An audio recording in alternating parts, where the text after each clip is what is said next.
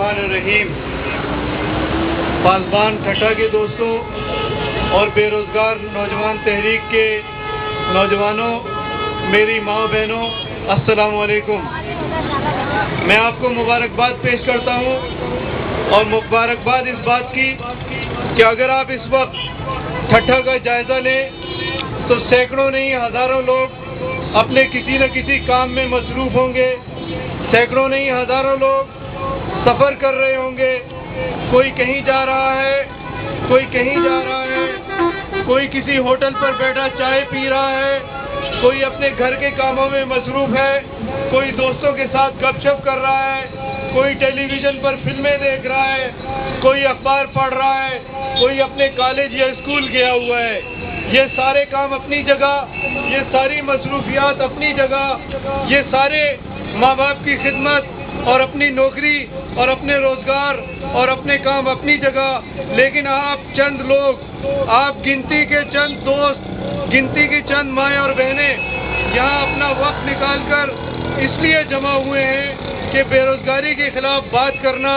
اپنا حق مانگنا کوئی معمولی کام نہیں ہے۔ یہ بہت نیک مقصد ہے، یہ بہت اعلیٰ مقصد ہے، گو کہ آپ چند لوگ ہیں، لیکن میں آپ کو یقین دلاتا ہوں کہ پاسبان آپ کے ساتھ ہے۔ ظلم کے خلاف جدوجہد کرنے والی تنظیم پاسبان کے پورے ملک کے دوست آپ کے ساتھ ہیں، ملک کے باشعور لوگ آپ کے ساتھ ہیں، اور اس لیے ساتھ ہیں اور آپ کو مبارکباد اس لیے دے رہے ہیں کہ دوستو، آپ نے سنا ہوگا کہ جب ظلم کہیں پر بڑھ جاتا ہے، جب ظلم ہر طرف بڑھ جاتا ہے تو بہت سارے لوگ خاموشی سے ظلم سہنا شروع کر دیتے ہیں۔ ظالم کے سامنے چپ رہنا، اپنے حق مانگنے کی جدوجہد نہ کرنا، ظالم کے سامنے خاموش ہو جانا، ظالم کے سامنے کہیں اور چلے جانا اور اپنے حق کی بات نہ کرنا، بالکل ایسا ہی ہے جیسے آپ نے ظالم کا ساتھ دیا۔ کوئی پرکارے ہاتھ نہیں ہے، تو بے روزگاری نہیں، ظلم کے اور جبر کے پورے نظام کے خلاف جدوجہد کرنے کی ضرورت ہے۔ اور میں آپ کو دعوت دیتا ہوں کہ جس طرح پاسبان نے بے روزگاری کی تحریک میں آپ کا ساتھ دینے کا فیصلہ کیا ہے، اسی طرح ظلم کے نظام کے خلاف جدوجہد کرنے کے لیے آپ پاسبان کا ساتھ دیں۔ دوسری میں آپ سے یہ گزارش کرتا ہوں کہ دوستو، میری یا آپ کی خدا نہ خواستہ آپ کی کوئی بہن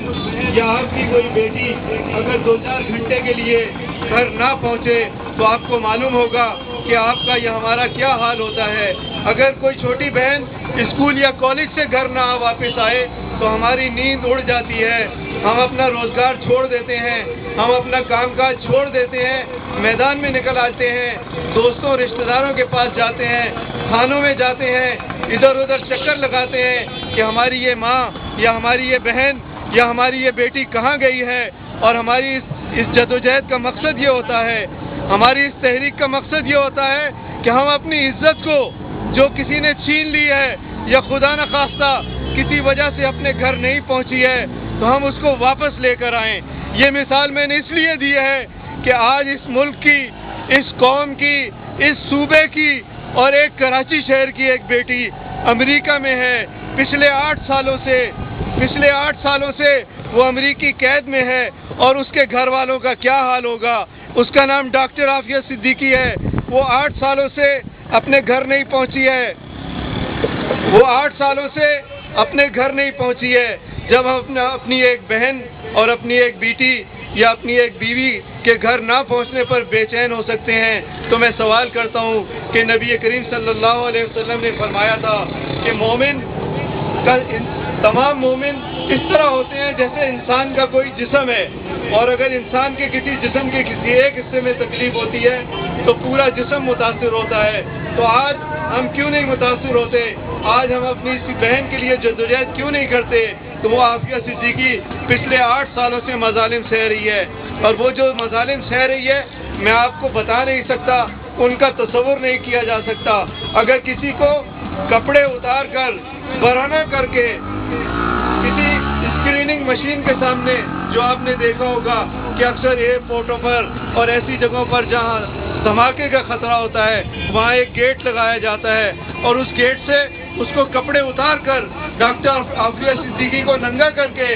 وہاں سے گزارا جاتا ہے اور اس کے آگے پھر قرآن شریف پھینک دیا جاتا ہے اور اس سے کہا جاتا ہے کہ اس کے اوپر پاؤں رکھو تو تمہیں یہ لباس واپس ملے گا۔ یہ اور اس طرح کے کئی ایسے مظالم ہیں جس کا ہم تصور نہیں کر سکتے، ہم سوچ نہیں سکتے کہ ہماری کسی ماں اور بہن کے ساتھ ایسا ہو جائے تو کیا ہم سکون کی چین کی نیند سوئیں گے؟ تو دوستو، یہاں آپ کے اس پروگرام بے روزگار نوجوانوں کے خلاف تحریک کے اس کیمپ کے اوپر میں آپ کو دعوت دیتا ہوں کہ آپ اپنی اس جدوجہد میں ظلم کے نظام کے خلاف بھی کام کریں اور ڈاکٹر عافیہ صدیقی کے لیے بھی آواز بلند کریں۔ اس ماہ کی 24 تاریخ کو، ابھی اس کے اندر ٹائم ہے، اس ماہ کی 24 تاریخ کو ڈاکٹر عافیہ صدیقی کو امریکہ نے جو 86 سال کی سزا سنائی تھی اس کو 1 سال ہو جائے گا۔ تو میری آپ سے گزارش ہے کہ 24 ستمبر کو، 24 تاریخ کو آپ یہیں پر آپ اپنی اس تحریک کو بھی جاری رکھیں،